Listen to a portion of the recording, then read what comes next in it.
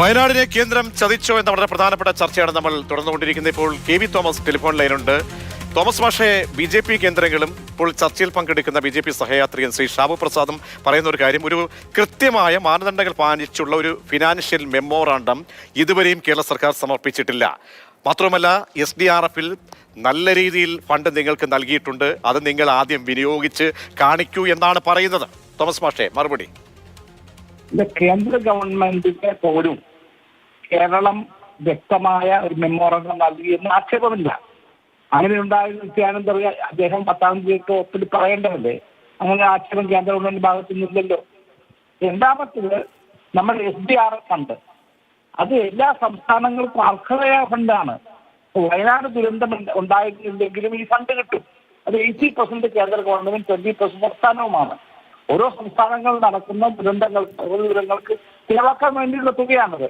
അതിന് നോംസിലും വ്യത്യാസമുണ്ട്. ഉദാഹരണമായിട്ട് ഒരു വീട് നഷ്ടപ്പെടുകയാണെങ്കിൽ ഇതിന്റെ നോംസ് അനുസരിച്ച് കേന്ദ്ര ഗവൺമെന്റ് കൊടുക്കുന്ന 1.25 lakhs ആണ്. നമ്മുടെ കേരളത്തിൽ 10 ലക്ഷം രൂപ കൊടുത്തുകൊണ്ടിരിക്കുകയാണ്. ഈ പറയുന്ന SDRF ഫണ്ട് ഉണ്ട് എന്നത് ശരിയല്ല. അതിനുള്ള ആൾക്കാർ തർക്കമില്ലല്ലോ. അത് 80%-ഉം 20% സംസ്ഥാനത്തിന്റെയാണ്. ആ ഫണ്ട് എന്തിനു വേണ്ടിയാണ്? ഓർമ്മയുണ്ടെങ്കിൽ അപേക്ഷാ ഡേറ്റ്, ഇതിൽ ഒരുപാട് സാങ്കേതിക പ്രശ്നങ്ങളുണ്ട്, അല്ലെങ്കിൽ ആ മെമ്മോറാണ്ടം നൽകിയാൽ കൃത്യതയില്ല എന്നൊക്കെ പറയുമ്പോൾ ആ ഡേറ്റ് കൂടി കമ്മ്യൂണിക്കേഷൻസ് നടന്ന ആ സമയമടക്കം അങ്ങേക്ക് ഓർമ്മയുണ്ടെങ്കിൽ കിട്ടും. പക്ഷെ അതൊന്നും ഈ മറുപടിയിലില്ലല്ലോ. ഈ മറുപടിയിൽ അങ്ങനെ സംസ്ഥാനത്തിന്റെ ഭാഗത്ത് ഒരു കമ്മ്യൂണിക്കേഷൻസ് കൃത്യമായി നടന്നു, കൃത്യമായി കൊടുത്തിട്ടുണ്ട്. അതുകൊണ്ട് മുഖ്യമന്ത്രി കണ്ടില്ലേ? ഒന്നുകൂടി മുഖ്യമന്ത്രി PM-നെ പോയി കണ്ടല്ലോ. ഇവിടെ നിർമ്മലാ സീതാരാമൻ കൊച്ചി വന്നപ്പോൾ പത്രങ്ങളോടല്ലേ പറഞ്ഞത് കേരളത്തെ കൈവിടില്ലാന്ന്. ഈ ഇതുപോലെ തന്നെ കേരളത്തിന് സഹായം കൊടുക്കുന്നതിന് മുമ്പ് തന്നെ മറ്റു സംസ്ഥാനങ്ങൾ കൊടുത്തിട്ടേ ഇതിനൊക്കെ മറുപടി പറയണ്ടേ? ഇപ്പൊ ഇതൊരു രാഷ്ട്രീയ തർക്കത്തിനല്ല ഉദ്ദേശിക്കുന്നത്.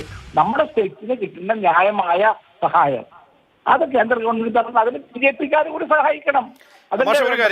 മാഷാണല്ലോ കാരണം ഡൽഹിയിൽ ആക്സസ് ചെയ്യാൻ പറ്റുന്ന സ്റ്റേറ്റിന്റെ പ്രതിനിധി എന്ന നിലയിൽ നിൽക്കുന്നത്. അപ്പോൾ മാഷിനെ സംബന്ധിച്ചോളം കമ്മ്യൂണിക്കേറ്റ് ചെയ്യാനൊക്കെ വളരെ എളുപ്പമാണ്. അപ്പോൾ മാഷിന് ഇതുവരെയുള്ള കമ്മ്യൂണിക്കേഷൻസ് നോക്കുമ്പോൾ നമ്മുടെ പ്രതീക്ഷ അടഞ്ഞു എന്നൊരു തോന്നലാണോ ഉള്ളത്? ഇല്ല, അങ്ങനെ അടയാൻ പറ്റത്തില്ല. കാരണം ഇവര് തന്നെ ഒരു കാര്യം പറയുന്നുണ്ട്. August 8 മുതൽ 10 വരെയുള്ള തീയതികളിൽ കേന്ദ്ര കമ്മിറ്റി വന്നു, ഹൈ ലെവൽ കമ്മിറ്റി വന്ന് പരിശോധിച്ചു. അവരുടെ റിപ്പോർട്ട് അവിടെ ഉണ്ട്.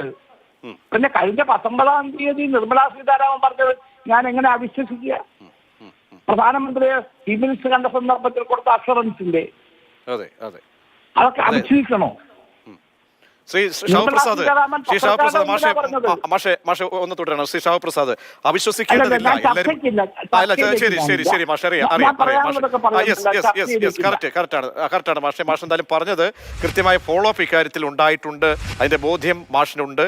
അതുകൊണ്ടാണ് വളരെയധികം നന്ദി ശ്രീ KV തോമസ്. ശ്രീ